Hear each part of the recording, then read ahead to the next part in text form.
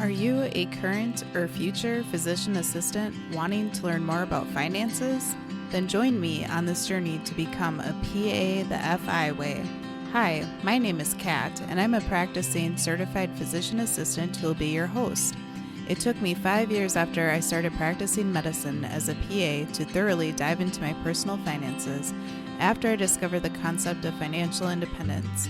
I want to use what I have learned to help you avoid some of the financial mistakes that I have made while sharing some of the financial wins that I have had along the way. Join me as we discuss financial strategies to guide you to becoming a physician assistant on the way to financial independence.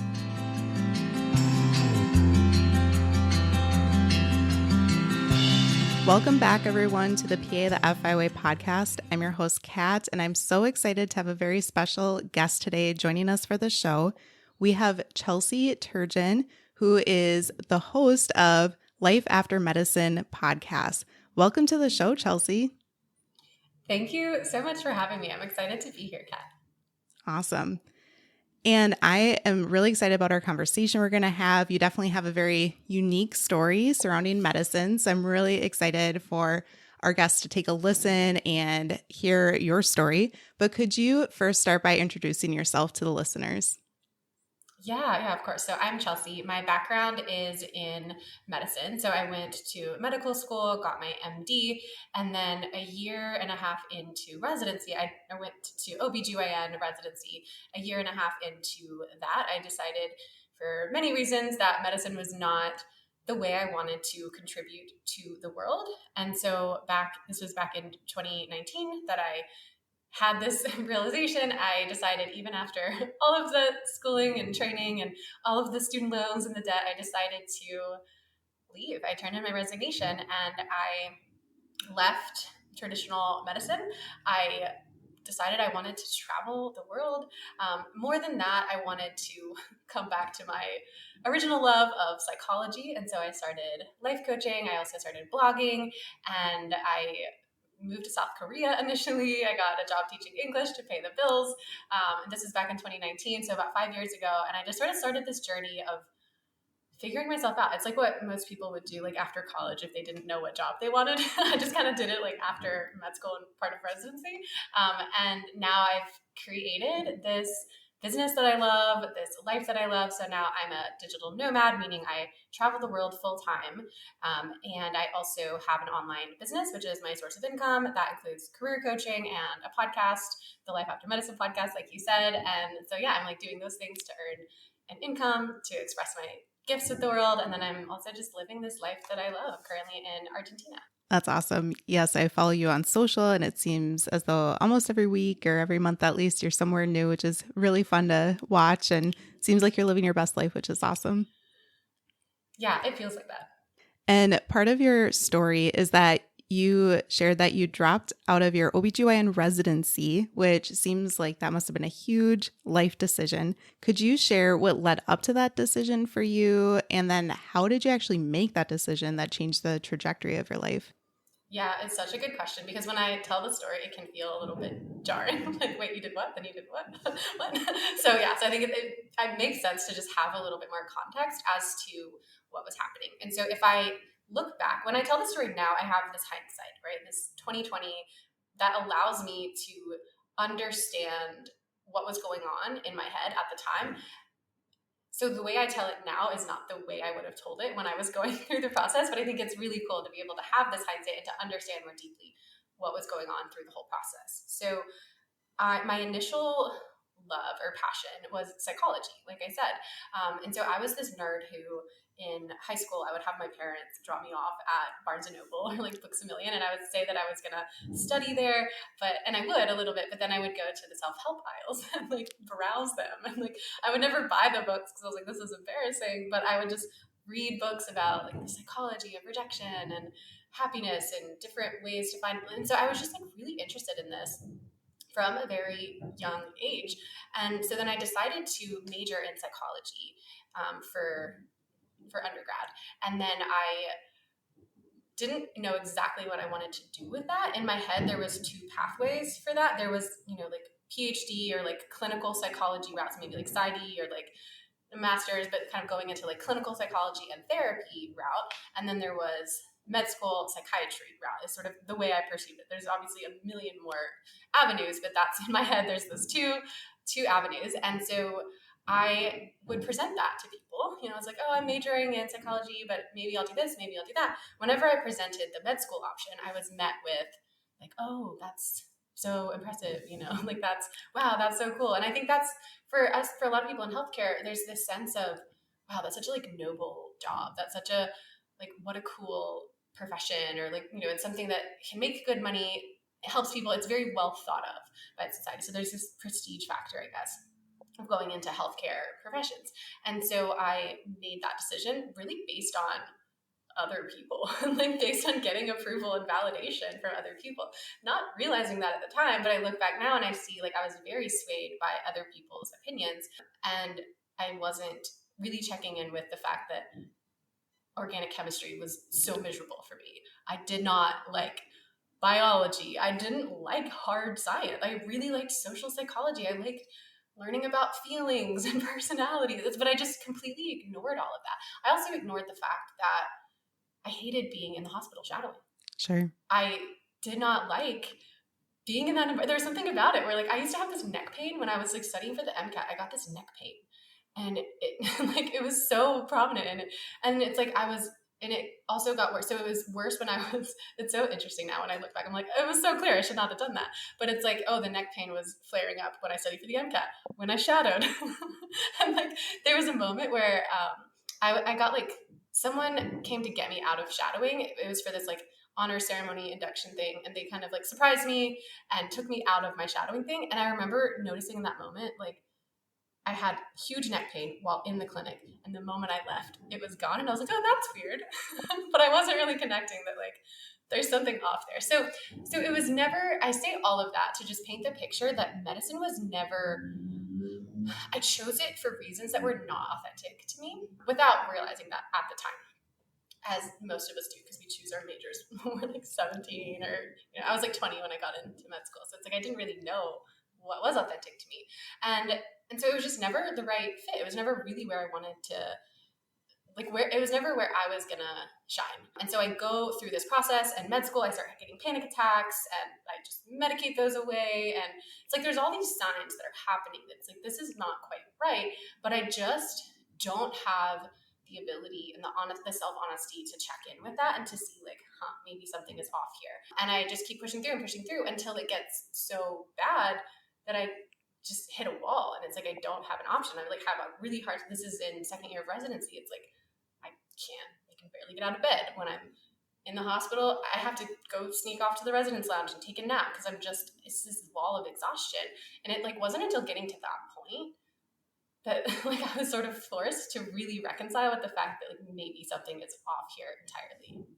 Yeah, that was a lot that you shared for sure, about lots of layers to the buildup of that decision, right? It wasn't just one thing. It sounds like it started when you were young, and then it kind of led up to the moment. And it is amazing that our bodies can tell us when we're not being aligned with what is the best thing for us. So that is interesting about the neck pain and the tension. And it's always nice, if you're on vacation and relaxing, how much less pain you have. And you're, especially if you're in the place of burnout and things like that too. So it's great that you can reflect back and see that your body was telling you that. I also had caught one of your podcast episodes where you shared some of your journaling entries as well during that place too. So that was really cool that you were using writing as a tool at the time too to help with reflection. Do you still journal quite a bit and find it helpful? Yeah, all the time. Journaling is like the way I process life. Awesome. So when you made that decision to, stop residency, decide that it wasn't the time for you, the case for you, you needed to make a change, what types of external pressures did people put on you, or what types of things did they say to you, and how did you navigate through those? Because I could imagine that a lot of people would have lots of things to say about that decision. Yeah, absolutely. And I'll go back just a little bit just to like when I actually made the decision, because that also really influences how I was able to respond to other people. Because like you said, lots of opinions, lots of things were thrown at me. But because of the way I made the decision, I was able to navigate all of that and not be thrown off. So when I'm in that like rock bottom place of burnout, then I was gracefully given by my program director. She gave me this 5 week paid leave of absence, which was incredible. And it just felt like this huge relief to be able to take 5 weeks and really process and come to a place. I was like, I know that I just can't go back and do things the same way I was doing it. I need to just come back to myself. I need to understand, like, why am I doing this in the first place? Why did I get into this? And just really connect back to my why, connect back to, like, do I want to keep doing this? Is this something that I really want to do? And I never let myself ask that before. I had never really let myself question that. And so during that 5 week leave of absence, I was meditating every day because that's something I had picked up during fourth year of med school. I was meditating, I was journaling, like you said, I was connecting to this place within me that I refer to as my intuition. I believe all of us have this guiding, calm center within us. It's that part of us that just feels calm even when there's uncertainty. It's like this still small voice. We just all have this part of us that kind of knows deep down inside like what we're really supposed to be doing, where we're supposed to be going. And so I was journaling and like tapping into that part of me, that wiser part of me who just could help me figure out what to do and where to go. And through that journaling, it just started to feel so clear. Like, this is not it. This is not your work. This is not the thing that you're here to do. And what also started to feel clear is that I did have work to do, and it involved traveling and seeing the world.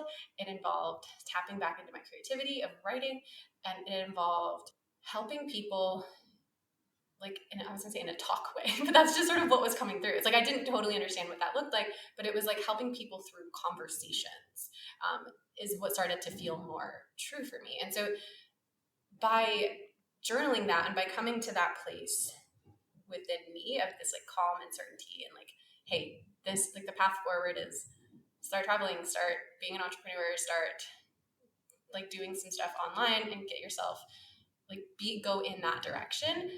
And it just felt really clear and it felt really right. And even though it was vague, it still felt clear, if that makes sense. So when I told people this, when people were trying to like talk me out of it, or, oh, well, have you thought of this? Have you thought of that? Have you thought of switching specialty? Everyone's trying to come give me their opinions on what I should do. I was able to just kind of lean back and not like laugh at them because I knew they were coming from a good place, but I had a sense of playfulness around it. And I was like, oh, they don't get it. Like, they don't get what I'm trying to do. They don't understand that I'm here to like follow my purpose. And like, I actually know what that is now, and I'm going to go do that. And it didn't even bother me, which is so interesting because before that I had always been bothered by what people thought. But the moment I was connected to what was really true within me and like my direction, it was just like, they'll see. Like, I really had that sense, like, they'll get it at some point. They don't get it now, but they'll see. That's awesome. It sounds like it took a lot of reflection and time for you to, get to that place of that decision. And once you had that mental space, you decided to implement it and take action, which is really great. I'm curious, at that time, did you have a plan in place for what was next for you? Or did you just decide to kind of see what would develop, or what your thoughts were once you decided to take the leap? Yeah, no, it's such a good question. So at that moment when I decided to turn in my resignation, the pieces that I knew, the biggest thing I knew was I thought I wanted to be a travel blogger. So what I did was, even actually before I turned in my resignation, like still on that leave of absence, I bought a course to become a travel blogger, an online course. I bought my domain name, theturquoisetraveler.com. And then I also knew at the time that I knew that wasn't going to make money right away. So I was like, okay, I need to find a way to make money while still kind of traveling or being abroad. And so then through the internet, I found out about teaching English as a foreign language, and that because we have the privilege of being born speaking English, we can get a certification online that you can get for a very cheap price. You can buy a certification, go through the process, and then you're qualified to go get a job as an English teacher in a foreign country. And so those are like the pieces I had in place was like, okay, travel blogger, on like start that on the side, and then in the meantime start teaching English. I hadn't gotten a job yet doing that, but in my head that was the plan. And then I turned in my resignation. I negotiated like 3 more months of working part-time for the same pay. Don't know how I did that, but I did. Nice. Because I think I was just really willing to like walk away, and I was like, I don't care, like I'll stop working today, but if you want me to cover for 3 more months doing these specific things, I will do those. Sure. For the same pay. So that's like, awesome. Okay. And then I had that during that 3 month time period, while I was still like earning money, I also then cut some expenses. I like moved in with, I had some cousins who lived in that city where I was doing residency. And so I just like gave up my apartment. I moved in with my cousins, was saving money on rent. So I'm like starting to like think more financially and like start saving up some income. But then I also get the certification to teach English. I get the job. And so by the time the 3 months are up, I already have a job in place. I leave the week after. Like I have 1 week of off time. And so, yeah, things are already starting to roll. So I never even had really like a gap in income. I was pretty much all the way through like having, it's not like I took the leap with literally no plan. Yeah, those life changes, whether it's a sabbatical, whether it's cutting back on hours, whether it's changing jobs, they all can seem so scary. But like you said, if you can at least have your first plan and maybe it changes and develops after that, then it can be a bit of a safety net and cushion for you to be able to take the leap. Yeah, exactly. So since you made that change, and maybe you're not exactly a travel blogger per se, but you do some travel blogging maybe, what have you been up to since then? Yeah, I love that. So I started blogging, and like I said, the initial idea was travel blogging. And so then during that whole first year, I wrote a blog post every single week. So that was this commitment that I made to myself, was like, I'm going to commit to this. I'm going to write a blog post every single week. And I do think that's really important piece for anyone who's thinking of like getting into the online space, or starting a business of any kind. It's like, what is like one small thing that you can just commit to really show yourself that like, I'm here for this, I am gonna do this.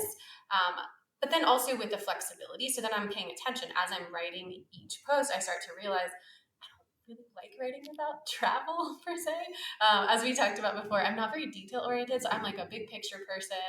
And I started to realize I really liked writing about my inner world, not the details of the outer world. I really liked writing about like what I was going through during the transition and how I felt about things. And I don't know. So I just started writing, gravitating more towards those subjects.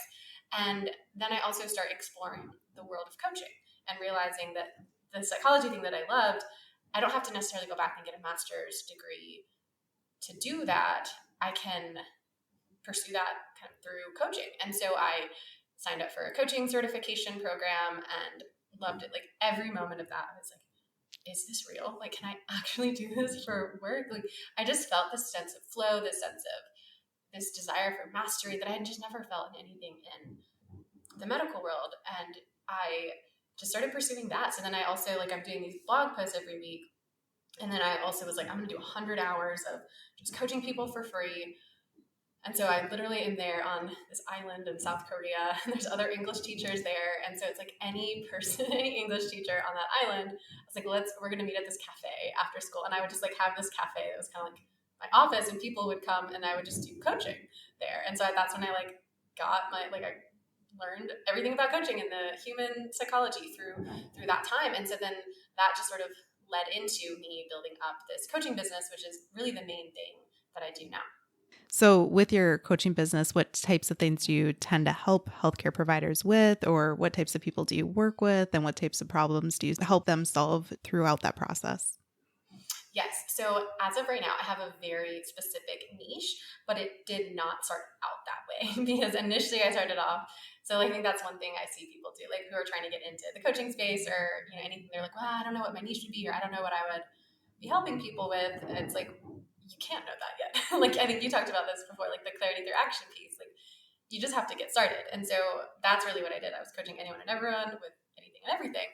It evolved years later to what I do now, which is my main program is called Pathway to Purpose. And so within that, I help healthcare professionals who are feeling unfulfilled, feeling maybe burnt out, feeling like this isn't quite what I thought it was going to be or something's missing, I help them connect back to themselves, like I did during my leave of absence, to connect back to themselves, connect back to what is it that they want to do? Like, what are they good at? How do they want to make an impact on the world? And the biggest thing that we get from that program is they clarify their direction. They have this idea of like, this is exactly the thing I want to do, and this is the direction that I want to start in. And so essentially, the ultimate end goal is that I help them build careers that give them freedom and fulfillment. Very cool. That sounds like it probably is quite fulfilling for you as well. Yeah, I love it. It's literally the best thing. Like, I get off of my group calls and I'm like, where did the time go? Was that work? Like, I don't even understand. I love my clients so much. So it's a really cool thing that I've created. Awesome. How long total have you been away from medicine? Yeah, it's been 5 years just as of Sunday. February Wow. 18th is the 5-year travel anniversary. It's like the day I got on the plane. I guess I technically left the hospital a week before that, but yeah, basically 5 years. And I'm curious, what has this time away from medicine taught you? Everything about myself. Like, literally, yeah, so much about me. It's like I just didn't even know who I was when I was in medicine. I felt so disconnected from myself. I felt like I wouldn't know how to, if someone asked me, like, who is Chelsea, I would have been like, she's a med student.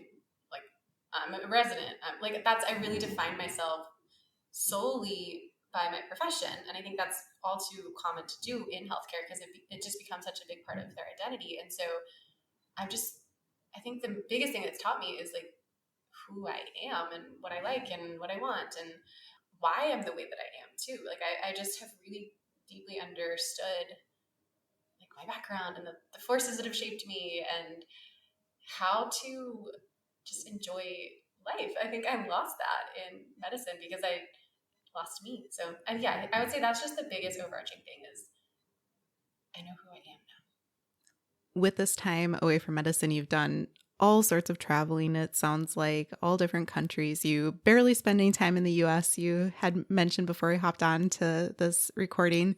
What have you learned from all your travels? What types of experiences have you had, and how do you feel like they've impacted you? Yeah, I love this question.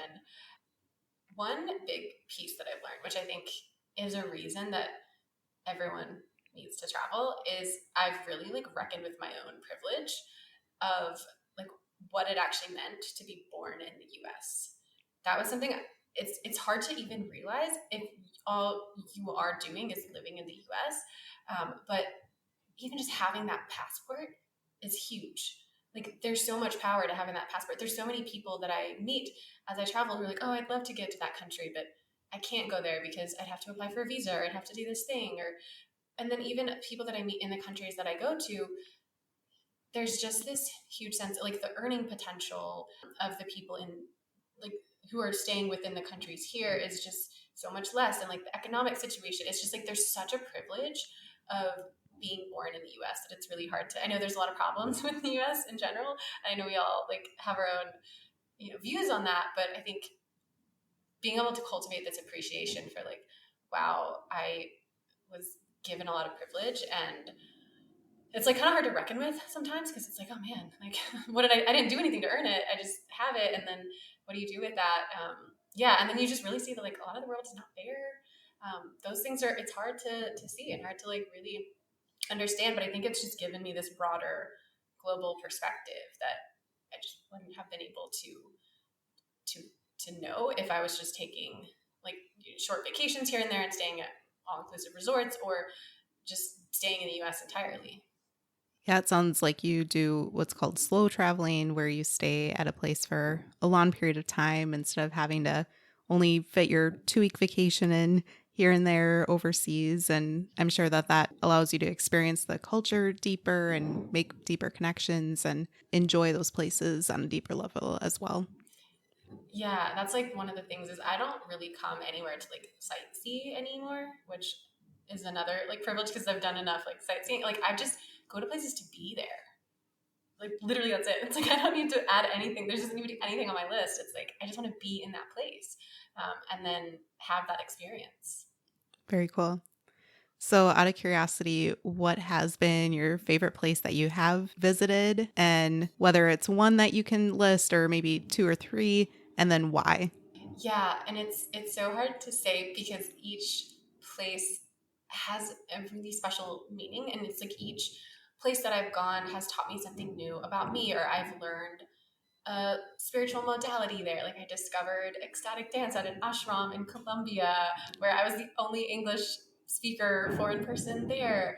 I had to accidentally hitchhike in El Salvador one time where I learned how to kind of navigate that. And so it's like each place has had a really special role, but I would say the one that stands out to me just because it was the first place I traveled solo internationally was Taiwan. So when I was living in South Korea, I don't consider that like my first solo international travel because I got there on the plane, and it's like the moment I was there, there was like the people from the English program were like greeting me. So I was more shepherded in. So I was like living abroad there solo, but I felt like there was a structure and support around me. But Taiwan, I just like hopped on a plane, didn't know anyone, got there and was like, hey guys. And there was something really special about that. And I did a trip, I went around the whole island of Taiwan. And yeah, there was just something really magical about learning how to navigate myself in a place where there's a lot of unknowns. There's a lot of discomfort, but I was able to take care of myself and kind of be there through the whole process. It just was a really empowering experience. Very cool. And traveling the world solo as a female can come with lots of challenges, or at least perceived challenges. Maybe some of those, fears or worries that females might have traveling by themselves really aren't founded. But do you have any certain tips or recommendations for women out there that are considering trying to do more solo traveling?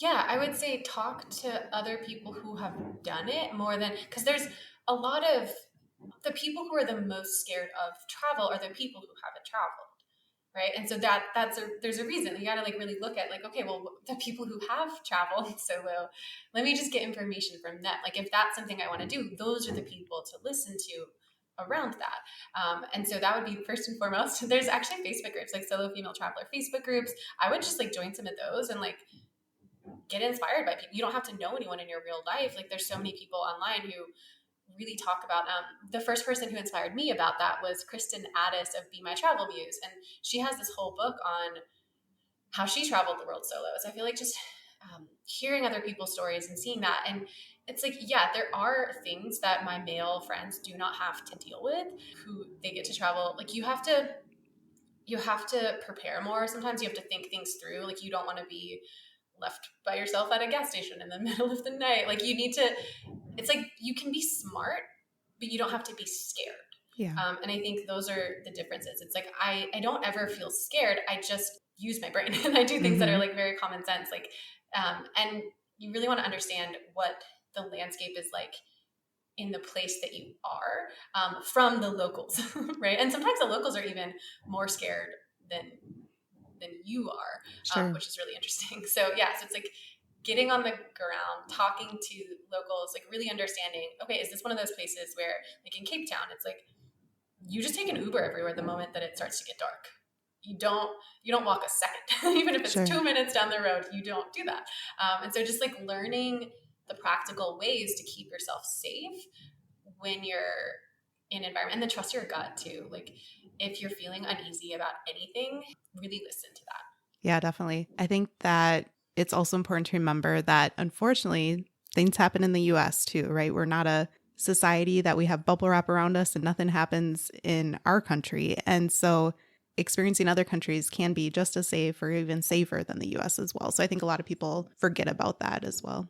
Yeah, and then I thought of one other thing that I do. Like one thing that I didn't used to do, but now just feels like a really nice like self-care move is like before I ever get somewhere, I like arrange transportation like from the airport to wherever I'm going to be staying Sure. so that I don't have to think of that in the moment. And like that's really nice to just know whenever I'm landing somewhere, like I'm already gonna there's gonna be someone waiting for me with a transport, like, and that's gonna get me to my first place. And then from there I can kind of regroup and figure out where to go. So that's something I didn't used to do. I would just like wing it. And that was harder. So I just recommend, if you can, just get that one step figured out.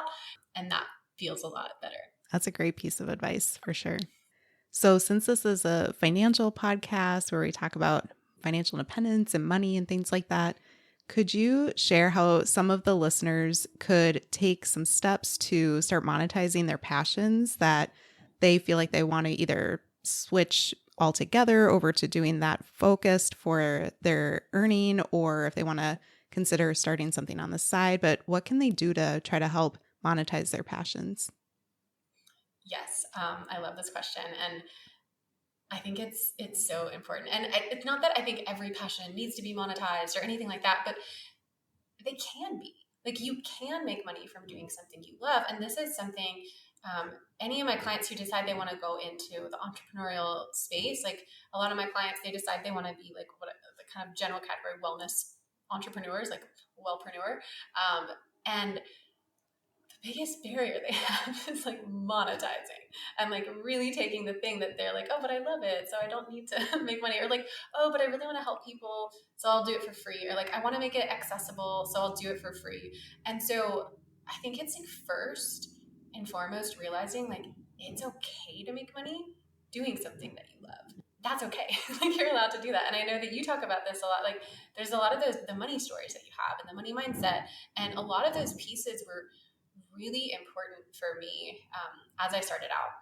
And so I would say, yeah, as you're starting out, like one of the first things to do is like, how can you find sort of, I don't want to say like the fastest path to monetization, but how can you create like a trial, small offering, small product, small service, like a beta version, but something that you are receiving money for, to just start getting comfortable with it. So like, for example, for me with even the sales process, oh my gosh, when I first realized I had to do sales, I was like, wait, what? I have to do what? And it was so uncomfortable, but I just did it and I kept doing it. And so what I started doing was like literally just selling my sessions for like, and it's not that this is not a sustainable business model, but this is what I started to do to get comfortable with the whole process of receiving money. Is I was like, okay, I will charge $60 for each session, and people can sign up whenever they want. And, like, there wasn't a lot of rules around it, but it was a starting point. And it gave me like, I felt comfortable enough with $60, but that even felt kind of crazy. It was like, oh man, that's a lot of money. Like $60 an hour. What is that? Right. So it's like, but I did it, and then I started growing more from there, because it's like that was not going to be the thing that would give me the whole business, but that really served a role, because it helped me confront a lot of my money stories, because it's like every time I'm asking for the sale, inviting people into that offer, I would notice what came up, and I would start to, I'd have to like, and then I noticed that when I was doing sessions with people who had paid versus free ones, I was second guessing myself more. And I was like, do they think this is worth it? Oh shoot, I should just give them another one for free on top. And so it's like, then you see all of the stories that are coming up Sure. that then you can start to work on and process. And then from there, you can just start to increase sort of your window of tolerance for the amount that you can charge. You're also increasing the value, because your skills are getting better. So yeah, I would say all of that is just like, start small and create one small offer, one small product, to then exchange that for money and just use that as a learning process. That's awesome. And when people are monetizing their passions, it sounds like it can help them earn from a place of joy, instead of just, again, feeling like they're having to earn this money for this paycheck and feeling like they are pressured to pay their bills, but that they're also able to get more fulfillment out of it. Yeah, and like rewriting that story too, that like in order to earn money, there needs to be a suffering that happens. But like, I think a lot of people are like, let me just mitigate the amount of suffering that happens to earn money, as opposed to like, maybe there doesn't even have to be suffering. It doesn't mean it's not hard. There's definitely hard things, but I just think there's this huge difference between hard versus like suffering. And so it's just even rewriting that story of like, that suffering is required in any way to be deserving of the money. Yeah, that's a great point as well. So we touched on your podcast a little bit earlier, but could you share a little bit more about your podcast as well as the book that you've written too? Yeah. So many things. And that's been one of my favorite parts of this journey too, is the creativity and the self-expression that I've been able to play with as I do that, and then everything I learned about myself through that process too. So I'll do the book first because then the podcast kind of came from the book, which was really cool. So the book I wrote right as I was changing niches, like right as I was deciding I'm going to start working with healthcare professionals. This is at the beginning of 2021, and the month before that, so December 2020, I was like, okay, I think I'm going to start working with healthcare professionals, but I haven't been there in like 2 years. So I need to check in. Like, they're going through a pandemic right now. Like, things are not great. What, like, I need to check in and see how it's going. So I did hours of market research interviews. So I'm in this Starbucks in Mexico City, and I just like remember it so clearly. It's like Christmas time, and I am just in this Starbucks, like doing hours and hours of calls with physicians, with PAs, with like anyone in the healthcare world, and just trying to understand like what are they struggling with right now? What are their problems? Like what's coming up for them? And then I would give them, I was like, if you guys want to, like we can use the end of this to just ask me any questions that you want to. I wasn't like positioning myself as an expert at that point, but I was like, I'm happy to help you in any way that I can. And they would all ask the same questions. Like every single person. How did you get out? What are you doing about your loans? Didn't you care what other people were thinking about you? Did you have guilt? Like there was just this series of questions kept coming up. And I was like, oh, I think I just need to write a book about this. That's awesome. So that's what the book was. The book was me sharing my story in a way that addressed all of those questions. Then after the book came out, what happened was all these people started reaching out to me who were like coming out of the woodworks in a sense, being like, I left medicine too, but I never shared my story because I had so much shame around it. Or, wow, like everything you said in that book is exactly how I feel. Or it was just all these people coming to me being like, me too, basically. Sure. And then I was like, oh, okay, we need to share these stories. Like we need to, create more. And so then that's when I started the podcast, was because I was like, well, all these people that started reaching out to me organically, I was like, I need to have them share their stories. I need to kind of create a platform where we can end this shame that comes up around leaving the medical field, around decreasing your hours, around making any decision that actually works for you. We just need to like rewrite the shame stories around that. And I think one of the best ways to do that is to have other people share stories that no one felt like they could share before.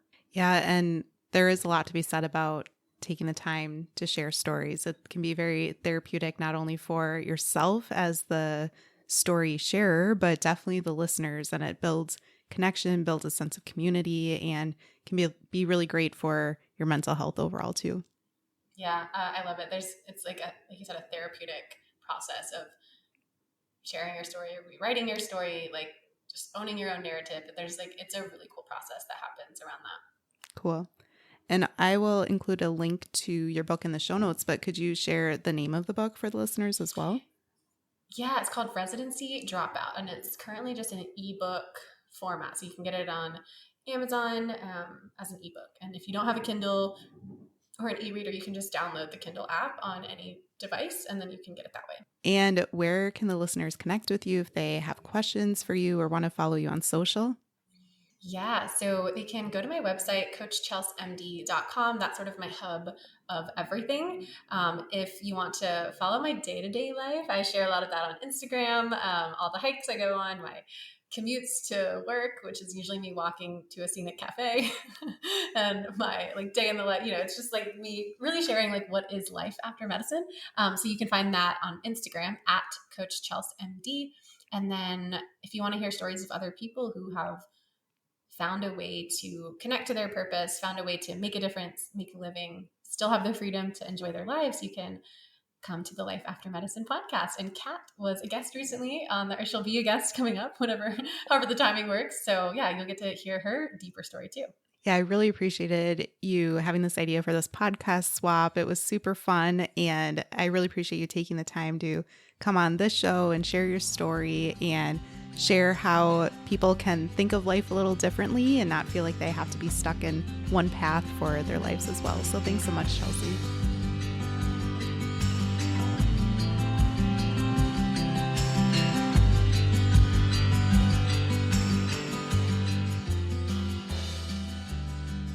Thank you for tuning in, and I hope that you decide to continue to join me along this journey of becoming a PA the FI way.